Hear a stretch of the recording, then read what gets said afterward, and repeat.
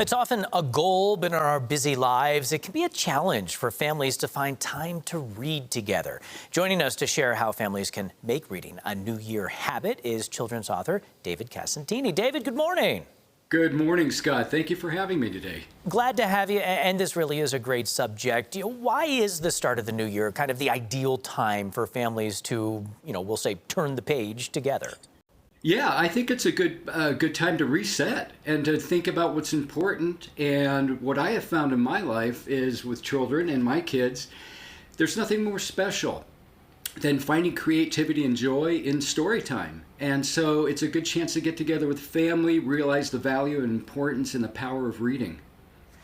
For so many reasons, too. It sets them up for the future, but it also creates a bond in the present. You're helping families do that through your line of children's book. Take us inside that. You've got Molly's New Pony, Sir Wallace McGee, and Ella's Journey, right? Yes. Building bonds and having some belief in the power of who we are. And Molly's Journey, or Ella's Journey, and Sir Wallace McGee really touch on those points. This is a story about an 11-year-old who gets a pony for her birthday, and he feels a little bit timid, shy, and maybe not as good as he could be compared to thoroughbreds, and she helps him build confidence and set a goal and work hard and achieve the goal. In Ella's Journey, it's about a young girl who is like questioning who I am and why am I here and and what does it take to get from here to there? Because life can feel so large for many kids. And so there's 4 pillars in there on knowledge, creativity, security, and vision. Things that I think that are important that for our kids should learn and know that that's how to bring value to your life, how to set a stage and move forward in life. So they both address building character and believing in oneself. I mentioned this at the top. A lot of times we all have the best of intentions, and then just time and busy lifestyles get in the way.